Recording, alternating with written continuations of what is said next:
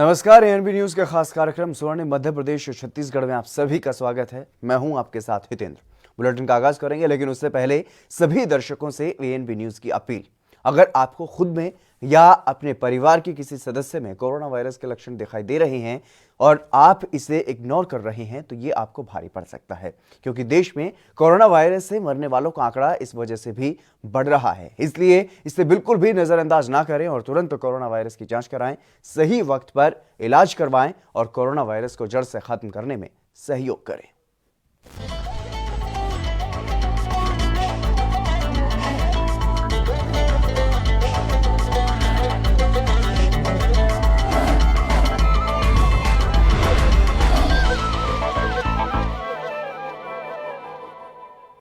चलिए बुलेटिन का आगाज करेंगे। कोरोना को लेकर के छत्तीसगढ़ की सरकार सतर्क है और एक बार फिर से सीएम भूपेश बघेल ने ट्वीट कर महत्वपूर्ण जानकारी दी है। उन्होंने अपने ट्वीट में लिखा है कि कोरोना संक्रमण के बिना लक्षण और हल्के लक्षण वाले मरीजों के इलाज के लिए कोविड केयर सेंटर्स में लगभग 25,000 बिस्तरों के इंतजाम किए जा रहे हैं और वर्तमान में प्रदेश के 157 कोविड केयर सेंटर्स में 18,598 बिस्तरों की व्यवस्था है।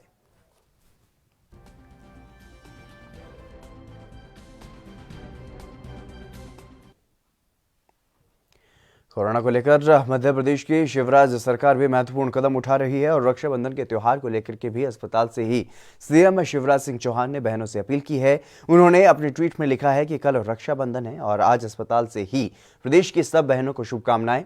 रक्षाबंधन भाई और बहनों के बीच स्नेह का बंधन है और भाई अपनी बहनों की रक्षा करें, बहनों का आशीष भी भाइयों को मिले। लेकिन इस समय कोरोना से सुरक्षा सबसे ज्यादा जरूरी है और इसलिए रक्षाबंधन का त्योहार पूरी सावधानी के साथ मनाया जाए। अगर रक्षाबंधन के इस अवसर पर भाई के यहां जाना सुरक्षित ना हो तो बिना जाए फोन पर या सोशल मीडिया के माध्यम से भी संपर्क कर पर्व को मनाया जा सकता है। सावधानी में ही सुरक्षा है।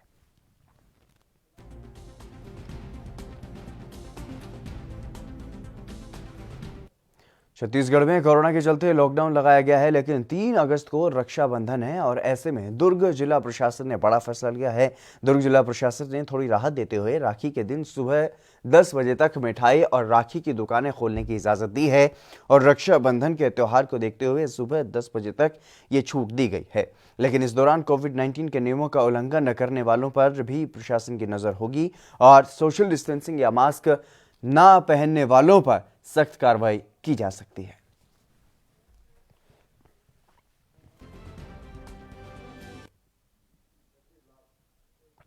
छत्तीसगढ़ में लगातार बढ़ते कोरोना संक्रमण के चलते लॉकडाउन लगाया गया है और ऐसे में बलौदाबाजार कलेक्टर सुनील जैन ने भी जिले में सख्ती बढ़ाई है, जिससे आम लोगों और व्यापारियों को भी काफी परेशानियां हो रही हैं। और इस बीच भाई बहनों का त्योहार रक्षाबंधन भी है। ऐसे में एहतियात बरतते हुए सुबह 8 से 12 बजे तक राखी की दुकान, किराना दुकान और सब्जी मार्केट को खोलने की छूट दी गई है, लेकिन व्यापारियों में कम समय की छूट को लेकर के निराशा है। कहना होगा आपका? जी, इसमें समय बहुत कम मिला हम लोग को और हम लोग जो स्टॉक पूरा जितने भी व्यापारी संघ हमारे हैं जो राखी वाले बेचते हैं, जनरल स्टोर वाले, सब लोग स्टॉक ला के रख चुके हैं। इसमें बहुत नुकसान का सामना करना पड़ रहा है और समय बहुत कम मिला है। 8 से 12 इन बीच में ग्राहकों को आना जाना बहुत कम हो रहा है। इससे हमें बहुत नुकसान का सामना करना पड़ रहा है और आगे जो स्थिति बन रही है बहुत ही दयनीय स्थिति है। यहाँ पर जैसे कि हम लोग का किसी घर लोन है, कार लोन है, यहाँ पर जो ठीक सरकार द्वारा जो है हिदायत दिया गया है कि अभी 5 महीने 7 महीने अगर किस्त पटाना है, लेकिन उसमें जो कंपनी वाले इंटरेस्ट लेकर किस्त ले रहे हैं उसमें भी बहुत तकलीफ का सामना करना पड़ रहा है। इसलिए मैं सरकार से निवेदन करना चाहूँगा कि जो किस्त है वो मूलधन ही लेवे, इसमें ब्याज। अभी तो देखिए लॉकडाउन के चलते बहुत ज़्यादा परेशानी का सामना करना पड़ रहा है। एक्चुअली क्या है, जो भाई बहन दूर में रहते हैं, जैसे ससुराल चली गई हैं, उनको तो बेसिकली बहुत ज़्यादा दिक्कत है और सामान भी नहीं मिल रहे हैं, तो पूरा त्यौहार की काफ़ी कैसा ही पूरा मनाना पड़ेगा। बलौदाबाजार जिले के सभी नगरीय नहीं, कम से कम त्योहारों में कम से कम थोड़ा सा रिलीज़ देना चाहिए, क्योंकि साल में कोई भी फेस्टिवल में एक ही बार आना है, बार बार तो आना नहीं। कम से कम एक दिन के लिए गवर्नमेंट को रिलीज देना चाहिए। 12 बजे तक का समय तय किया गया, उसके बाद सारी दुकानें बंद होंगी, तो क्या नहीं, कम से कम 5 बजे तक। मैं विगत 20-25 सालों से शॉप चला रहा हूँ, लेकिन इस साल जितनी कठिनाइयों का सामना करना पड़ रहा है उस टाइप की कठिनाई इसके पहले कभी भी नहीं हुई। क्या आप लोग का लागत वसूल हो पा रहा है? 3 तारीख को है। चाइना और भारत चीन के बीच जो तनाव था, तो क्या किस तरीके का इस बार माहौल है? और भारत के तनाव के नाम से भी नुकसान उठाना पड़ रहा है और कोरोना अभी जो चल रहा है, महामारी का दौर है जो, उसके लिए भी हमने तैयारी पूरी करके रखी थी। सामान हमने मिठाइयाँ, सोन पापड़ी, राखियाँ, सारे सामान ले आए थे। लेकिन मध्य प्रदेश के इंदौर जिले में साप्ताहिक लॉकडाउन लागू रहा और बेटवा नगर में भी रक्षाबंधन के एक दिन पहले राखियों की दुकानें और मिठाई की दुकानें खुली रही, लेकिन छूट मिलने पर भी बाजारों में सन्नाटा पसरा हुआ दिखाई दिया। खरीदार ना के बराबर ही देखने को मिले। इंदौर कलेक्टर के आदेश के मुताबिक रविवार को संपूर्ण लॉकडाउन के बाद भी रक्षाबंधन के त्योहार को देखते हुए राखियों और मिठाइयों की दुकान को खोलने का फैसला लिया गया था।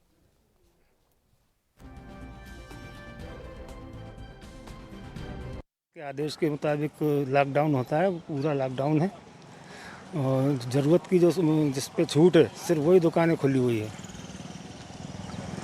किन दुकानों को खोला गया है? मेडिकल, रक्षाबंधन, नारियल, फूल मालाओं की दुकान खुली हुई है। सर, आज सिर्फ मिठाई दुकान, नमकीन दुकान और राखियों की दुकान जो है उनको सिर्फ छूट दी गई है। और यहाँ पर हमारी राजस्व की टीम, पुलिस प्रशासन की टीम और नगर परिषद की टीम तीनों लॉकडाउन का पालन करवा रहे हैं। फिर भी जो भी अनावश्यक बिना मास्क पहने हुए बाहर निकल रहा है घर से, उनके खिलाफ चालानी कार्रवाई करी जा रही है। और साथ ही एक मास्क अनेक ज़िंदगी अभियान के तहत जो है उनको मास्क भी वितरित किए जा रहे हैं। हूँ और इतने लॉकडाउन और इसकी इतनी भयंकर बीमारी महामारी के कारण भी हमारे जो इंदौर ज़िले के सांसद श्री ललवानी जी हैं, उनने राखी की दुकान और मिठाई की दुकान के लिए बहुत ही अच्छा सरकार से प्रयत्न करके और उनने छूट दिलवाई है। इससे जो आम जनता जा रही है, आ रही है, उनको थोड़ी खरीदी में राहत मिली। भारत सरकार के आह्वान पर देश में आत्मनिर्भरता का जुनून पैदा हुआ है और चीन के साथ तनाव के बाद लगातार देश में स्वदेशी सामान को महत्व दिया जा रहा है। छत्तीसगढ़ की महिलाओं ने चीन से आने वाले सामानों को टक्कर देने का बीड़ा उठाया है, जिसमें कोरिया जिले के खड़गवां क्षेत्र में बिहान योजना के तहत स्व सहायता समूह से जुड़ी महिलाएं लाभ भी कमा रही हैं। महिलाओं ने खूबसूरत राखियों का निर्माण किया है और हस्त निर्मित राखियां हर किसी को अपनी ओर आकर्षित करती हैं और यही वजह है कि इन राखियों की मांग भी बढ़ रही है।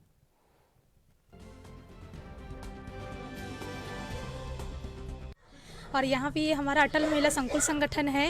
ये संकुल स्त्री संगठन के द्वारा ये सब राखी का निर्माण किया जा रहा है, जिसमें लागत राशि हम लोग अभी तक 5,000 रुपये लगाए हैं और लगभग अभी 2,000 रुपये का इनकम हम लोग कर चुके हैं आज यहाँ पर।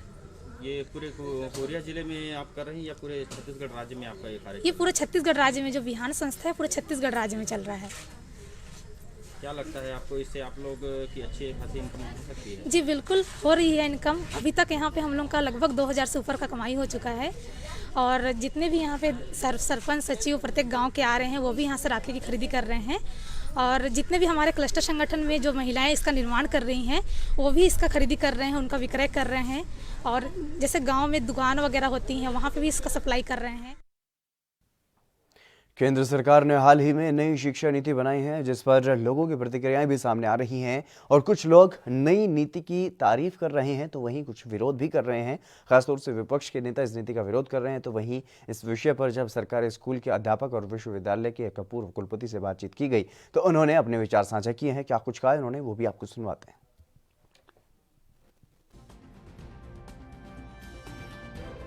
सब नीतियों को पर लागू कर पाएंगे ये थोड़ा प्रश्न चिन्ह बना है, लेकिन इसके अलावा हायर एजुकेशन में हम जाएं तो हायर एजुकेशन में काफ़ी फ्लेक्सिबिलिटी दी गई जो अच्छी लगी। अभी होता ये था कि यदि बीएससी में कहीं लड़का ड्रॉप कर गया, आगे नहीं पढ़ पाया तो उसका बेकार चला जाता था। अब ऐसा नहीं होगा। फर्स्ट ईयर क्लियर किया, उसका मन लग रहा है कि मैं अब इसको पढ़ाई नहीं करनी है, चलो भाई तो डिप्लोमा ले ले। सेकेंड ईयर पहुंच गया, मतलब किसी हर स्टेज में एग्जिट ले सकता है, उसको एक प्रमाण पत्र मिलेगा, चाहे सर्टिफिकेट हो चाहे डिप्लोमा हो, और पूरा कर लेता है डिग्री तो उसको डिग्री मिलेगी अंडर ग्रेजुएट की या इंटीग्रेट कोर्स में उसको पोस्ट ग्रेजुएशन की डिग्री मिलेगी। ये फ्लेक्सिबिलिटी मुझको अच्छी लगी। इसको अब क्रियान्वयन के समय कैसे मॉनिटरिंग हो पाती है, एक तो ये बात। दूसरी चीज़ अच्छी लगी वो ये कि विषयों के चयन में भी फ्लेक्सिबल बनाया गया है। जैसे अब तक होते रहा है कि पीसीएम का बच्चा है तो वो स्टिक होगा फिजिक्स केमिस्ट्री मैथमेटिक्स से। थोड़ा सा भी प्रयास हुआ था पिछले कुछ वर्षों में कि चॉइस ग्रेड सिस्टम जो लाया गया था लेकिन इन्होंने अब फुल फ्लेज्ड हायर एजुकेशन में इसको स्थान दिया है कि साइंस का बच्चा चाहे तो वो। मेरे हिसाब से मुख्यतः यह है कि नंबर 1 यह शिक्षा नीति आपका नॉलेज बेस्ड, टेक्निकल बेस्ड और स्किल बेस्ड शिक्षा है, जिससे छात्रों में जितनी भी अंतर्निहित गुणों का सर्वांगीण विकास होने की संभावना बनती है। नंबर 2 बात यह है कि यह शिक्षा नीति में प्रोफेशनल और स्किल आधारित शिक्षा को महत्व दिया गया है, जिससे कक्षा 6वीं से ही छात्र अपनी रोजगारमुखी योजनाओं को लागू कर सकते हैं। मध्य प्रदेश की राजधानी भोपाल में कोरोना के चलते लॉकडाउन लगाया गया है, जहां लोग घरों से बाहर नहीं निकल रहे हैं और इसीलिए ऑटो चालकों को खासी परेशानियों का सामना करना पड़ रहा है। ऑटो चालकों ने लॉकडाउन को हटाने की मांग की है। ऑटो चालक का कहना है कि अब वो हर दिन 150 रुपये की कमाई भी नहीं कर पा रही हैं। घर चलाना बड़ा मुश्किल हो रहा है। अगर लॉकडाउन खुलेगा, लोग अपने घरों से बाहर निकलेंगे तो कुछ काम चलेगा।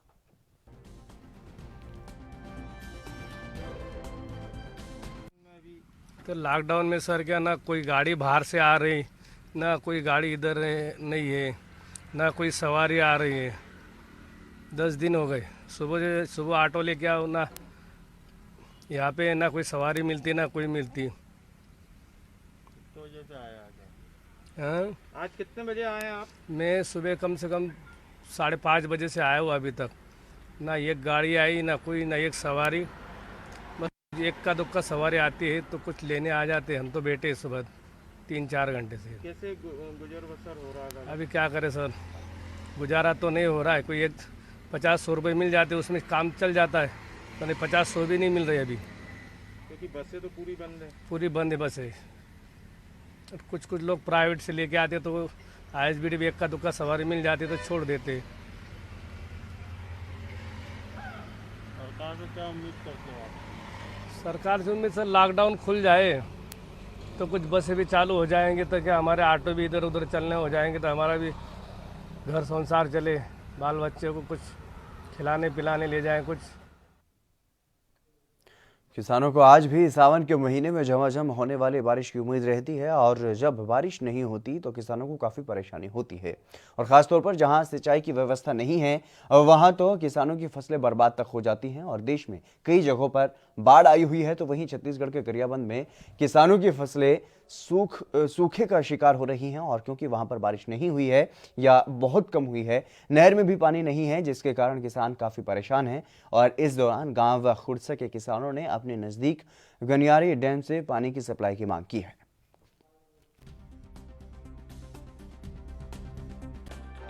बांध तो वैसे बने पर वहाँ 71-72 के बने हैं, लेकिन अब ये साल जैसे मतलब स्थिति निर्मित नहीं हो रही है। काबर ये साल वर्षा बहुत कम हुए हैं, तो नाला में चूहरा भी नहीं दे। चूहरा आते तो कम से कम काम चल जाते हैं।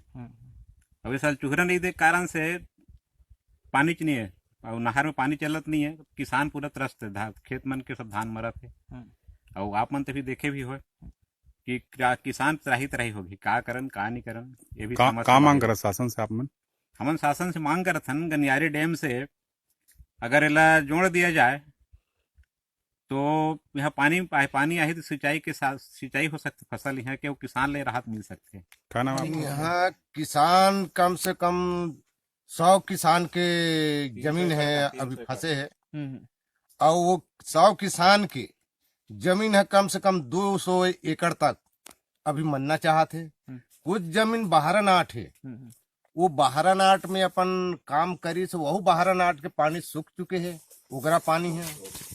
और लागत यहाँ कोई रोपा लगा चुके हैं, मैं ही लगा हो 2-3 एकड़ के, वो 2-3 एकड़ में कम से कम 20,000 रुपया में अपन कोई धान वान बेच के कहीं व्यवस्था करके बनिहार साधन से में लगवा चुके हूँ। धान फसल मर चुका था कोई क्षेत्र, लेकिन अब पढ़े लिखे हैं तो शासकीय नौकरी तो हमला नहीं मिल पाते।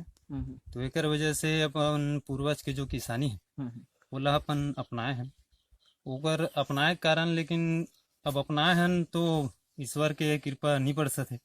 पानी की वजह से बहुत सारा नुकसानी झेलने पड़े थे। कर्जा करके हमन सब लोन ले हन, फसल बीमा कराए हन और साथ ही साथ हमन अपन फसल बीमा करा के सब जैसे रोपा डाले हैं तो एक किसान के 12,000 13,000 ऐसे सब पैसा लगे है रोपा लगाई। अब बोर के साधन ऐसे करके सब रोपा लगा है, लेकिन बोर के लेवल भी अभी तक नहीं आ पाया है। 150-200 फीट तक लेवल नहीं है। और चलिए फिलहाल रुकेंगे एक छोटे से ब्रेक के लिए, जल्द हाजिर होंगे।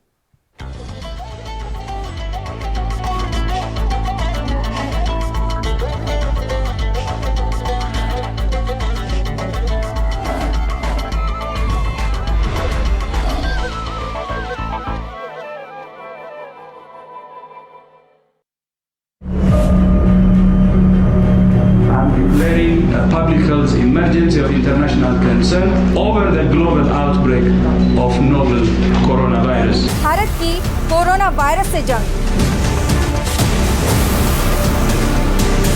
आपको चाहिए पूरी जानकारी के लिए भरोसेमंद जरिया।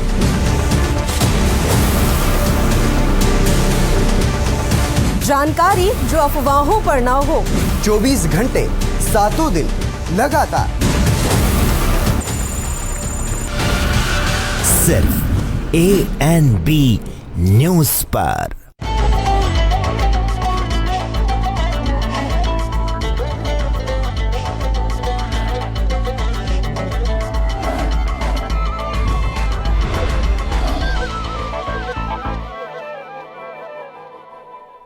ब्रेक के बाद एक बार फिर से आप सभी का स्वागत है। खबरों में आगे बढ़ेंगे। सावन का महीना चल रहा है। मानसूनी बारिश से देश के कई जिलों में बाढ़ देखने को मिली है, लेकिन छत्तीसगढ़ के कई हिस्सों में सूखा देखने को मिल रहा है, जिस कारण किसान काफी परेशान हैं। राजनांदगांव जिले के डोंगरगढ़ विकासखंड में भी किसान बारिश की कमी से परेशान हैं और फसलों की सिंचाई कैसे होगी, सिंचाई ना हुई तो फसल खराब हो जाएगी। किसान काफी निराश यहाँ पर नजर आए हैं और एक जलाशय जहाँ से 14 से 15 गांवों के किसानों के सिंचाई के लिए पानी यहां से दिया जाता है, वहां भी पानी खत्म होने को है। और ऐसे में ANB न्यूज़ के कैमरे पर स्थानीय किसानों ने अपना दर्द बयान किया है। हमारे संवाददाता शशांक उपाध्याय ने किसानों से बातचीत की है, आपको सुनवाते हैं। पहुंचे हैं राजनांदगांव के डोंगरगढ़ विकासखंड से महज 15 किलोमीटर दूर मड़ियान जलाशय में। यहां पर पहुंचने पर देखने को मिला कि जो पानी का लेवल था वो काफ़ी नीचे है। जानकारी ऐसी मिल रही है कि इस जलाशय से 14 से 15 गांवों को सिंचाई के लिए पानी उपलब्ध कराया जाता था, जहां आम तौर पर यह देखने को मिलता था कि जिसका लेवल यहां पर मैं चाहूँगा दिखाएं हमारे कैमरामैन कि जो 15 फीट की ऊंचाई आम तौर पर इस मौसम में देखने को मिलती थी वर्षा ऋतु में, जो महज अब नीचे रह गया है 5 से 7 फीट की ऊंचाई तक। और उसमें भी जानकारी यह मिल रही है कि सिंचाई के लिए 10 दिन से इस गेट को खोल दिया गया है। ऐसे में अगर 2 से 4 दिन और इस जलाशय के गेट को खोल दिया जाएगा तो फिर जो जलाशय का पानी है वो नाम मात्र का बच जाएगा। ऐसे में सवाल यह उठता है कि इस जलाशय के पानी के समाप्त होने के बाद आसपास के जो गांव के किसान हैं, जो 14-15 गांव के किसान यहाँ से सिंचाई के लिए पानी का उपयोग करते हैं, वो फिर किस पर डिपेंड करेंगे। हमारे साथ गांव के किसान भाई भी मौजूद हैं। हम जानने की कोशिश करते हैं कि कैसी समस्या इस कोरोना काल में वो देख रहे हैं सिंचाई को लेकर। जी बताएंगे कि आप अभी एक कोरोना काल चल रहा है और उसमें भी अभी सिंचाई को लेकर पानी की कमी देखने को मिल रही है। पानी की तो कमी हो गई ना। ये जो गेट खुला हुआ है है ना काफ़ी दिनों से, तो अभी पानी कितने दिन में ख़त्म हो जाएगा? ये तो अभी 2-3 रोज में हो जाएगा, 3 रोज में। अच्छा, पूरा। आइए और भी भाई है हमारे साथ, किसान भाई, हम बात करने की कोशिश करते हैं। जी बताएंगे यहाँ से कितने गांव के लोगों को सिंचाई के लिए पानी मिलता है? 14 गांव को मिलता है सिंचाई, और इस 10-12 दिन हो गए हैं खुले गेट, और ये अभी 3 दिन में वो बिल्कुल बंद हो जाएगा गेट, आप खुद हो जाएगा। अच्छा, जैसे ये पानी ख़त्म हो जाता है तो फिर आप लोग कैसे करेंगे सिंचाई के लिए? अब क्या करेंगे, अब वो है नहीं है, मान में सूखा रहेगा तो क्या करेंगे, कुछ नहीं कर पाएंगे। एक तरफ कोरोना संकट चल रहा है वायरस का, और दूसरे तरफ आप लोग सिंचाई के लिए इतने परेशान हो रहे हैं, क्या कहना चाहेंगे आप सरकार से? अब क्या कहना है, जो अब उसको कहना चाहेंगे, अब सूखा राहत को मांग करेंगे, और अब क्या करेंगे, हो तो गए अपना खेती, तो धान तो नहीं पकेगा। ये थे किसान भाई जो कि साफ तौर पर कह रहे हैं कि पानी के अभाव होने से जो धान पकना चाहिए था वो पूर्ण रूप से नहीं पक पाएगा। ऐसे में सरकार को ज़रूरत होगी कि जो सूखा राहत है वो जल्द से जल्द इन किसान भाइयों को मुहैया कराए, जिससे उन्हें कुछ राहत की सांस लेने में आसानी हो सके, क्योंकि एक ओर तो देश पूरा कोरोना संकट से जूझ रहा है, वहीं वर्षा के अभाव में दोहरी मार किसान भाई झेल रहे हैं। ऐसे में प्रदेश सरकार और जिला प्रशासन दोनों को इस ओर ध्यान देने की ज़रूरत होगी, जिससे कि किसान जो कि छत्तीसगढ़ का रीढ़ माना जाता है, किसान जो कि धान का कटोरा कहा जाता है छत्तीसगढ़ को, इन्हें इससे आसानी जा सके जीवन यापन को लेकर। मैं शशांक उपाध्याय, ANB न्यूज़ के लिए, राजनांदगांव, डोंगरगढ़ से। चलिए इसी बीच शुरू करेंगे इस वक्त की बड़ी खबर की ओर। इस वक्त की बड़ी खबर सामने आ रही है छत्तीसगढ़ के कांकेर से। फूड पॉइजनिंग की वजह से 28 BSF के जवान जो हैं वो बीमार हो गए हैं। कांकेर के पंखाजूर से 157 बटालियन का ये मामला बताया जा रहा है। BSF के जवानों को पंखाजूर सिविल अस्पताल में भर्ती करवाया गया है। 157 बटालियन BSF कैंप का ये पूरा मामला, फूड पॉइजनिंग के शिकार हो गए हैं 28 BSF के जवान। अचानक से इन जवानों की तबीयत खराब हुई, ये बड़ी खबर आपको बता रही हैं। BSF के जवान फूड पॉइजनिंग का शिकार हो गए हैं छत्तीसगढ़ के कांकेर से। इस वक्त की ये बड़ी खबर आपको बता रही हैं, जहां पर शुभम कुंडू हमारे संवाददाता कांकेर से हमारे साथ जुड़ गए हैं। शुभम, क्या कुछ पूरी जानकारी है किस तरीके से ये जवान जो हैं वो अचानक से फूड पॉइजनिंग का शिकार हो गए? सर, मैं बताना चाहूंगा जो पूरा मामला है वो कांकेर जिले के अंतर्गत पखांजूर क्षेत्र का है, जहां पखांजूर BSF कैंप के जवानों को फूड पॉइजनिंग हो गया है। जानकारी के मुताबिक शनिवार रात के BSF जवान भोजन के बाद जवानों को उल्टी और पेट में जलन होने लगी है। अचानक जवानों को तबीयत ज्यादा बिगड़ने लगी, तो वही मामले की जानकारी उच्च अधिकारियों होने पर तत्काल रात में ही 28 जवानों को पखांजूर सिविल अस्पताल में भर्ती कराया गया। तो वही अभी इलाज के बाद स्थिति सामान्य बताई जा रही है। तो वही फूड पॉइजनिंग के कारणों का जो पता नहीं चला कि वो किस वजह से अब तक साफ नहीं हो पाया, इसका अभी तक खुलासा नहीं हो पाया। जी शुभम, इसके लिए BSF ने जांच की समिति गठित कर दी है। अब जांच के बाद स्थिति स्पष्ट हो पाएगी। जी, डॉक्टर्स की तरफ से क्या कुछ आशंका जताई गई है? क्या कुछ खाया गया होगा खाने में जिसकी वजह से ऐसा हुआ?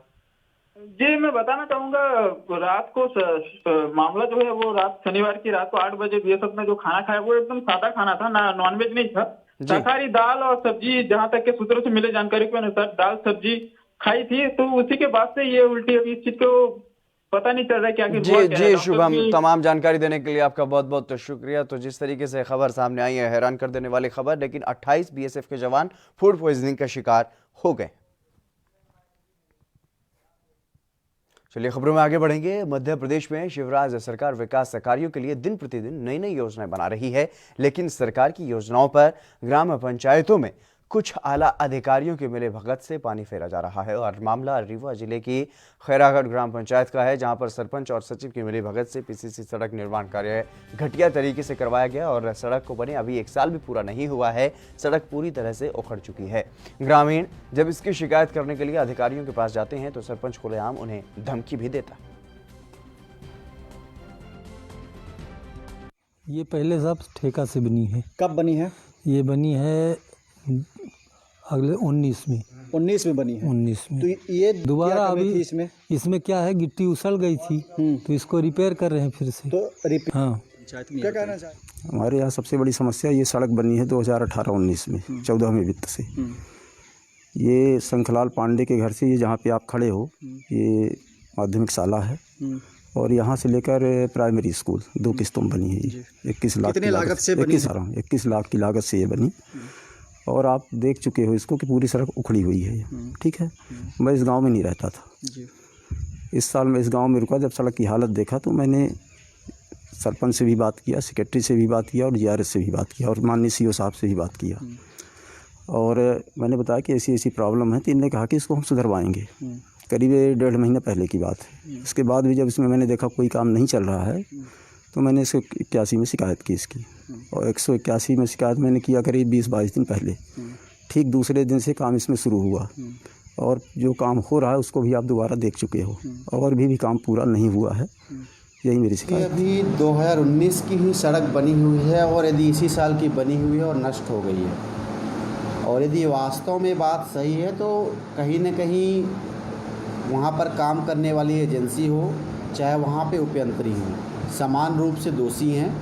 और अगर ऐसा हुआ है तो इसकी हम एक कमेटी जनपद से गठित करके उसकी जांच कराएंगे, और यदि इसमें कोई भी दोषी पाया जाता है, चाहे पंचायत सचिव हो, चाहे सरपंच हो, चाहे उपयंत्री हो, चाहे जनपद का भी कोई स्टाफ हो, उसके खिलाफ कार्रवाई की जाएगी। सर, कुछ दिनों पूर्व एसडीओ मैडम यहाँ से गई थी जांच के लिए, लेकिन अभी तक इस पर कोई कार्यवाही नहीं की गई। हो सकता है कुछ समय पहले गई हो, और इस समय सीओ भी ट्रांसफ़र हो गए, तो अभी इस संबंध में हमारी उनसे बात नहीं हो पाई है। कल उनसे चर्चा करके और उनकी जो भी रिपोर्ट होगी उसको लेकर के आगे की कार्रवाई करेंगे। सर, सरपंच द्वारा खुलेआम शिकायतकर्ताओं को धमकी दी जाती है।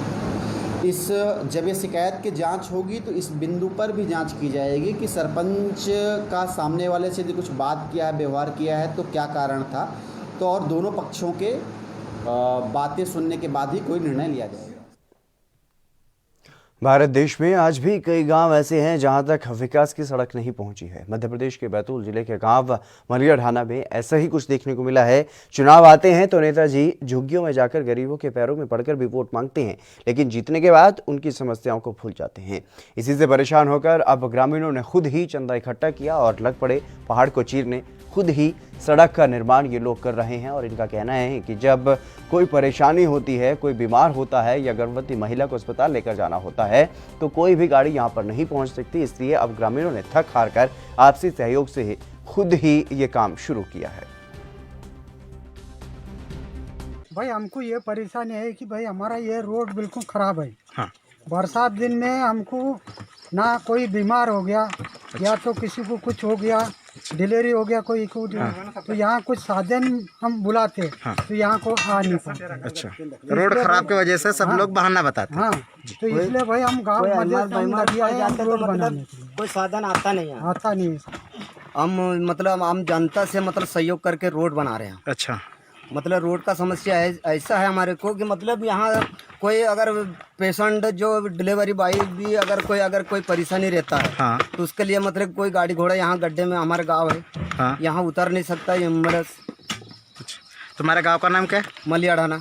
अच्छा, कितने लोगों की बस्ती होंगी यहाँ? करीब जनसंख्या तो क्या मालूम कितना है, इतने मालूम, लेकिन 60 मकान के मतलब बस्ती की समझ सकता है। जैसे हमको जैसे बीमारी होते गांव में, हाँ हाँ, तो पेशेंट को ले जाना पड़ता साला 2-4 किलोमीटर। अच्छा, जैसे कैसा भी पैदल वैदल, हाँ हाँ, तो परेशानी यही है हमारा। अच्छा, सबसे मेन परेशानी आपकी रास्ता बन जाए। तो प्रशासन से आप क्या चाह रहे हैं कि हमारी रोड बने? हाँ, हमारी रोड बने, ये परेशानी हमको ज्यादा है। ठीक, यही दिक्कत है ज्यादा।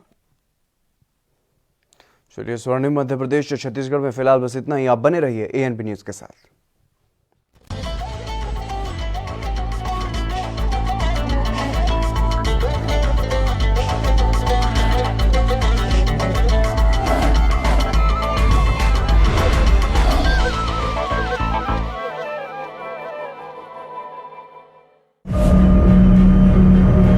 I'm declaring a public health emergency of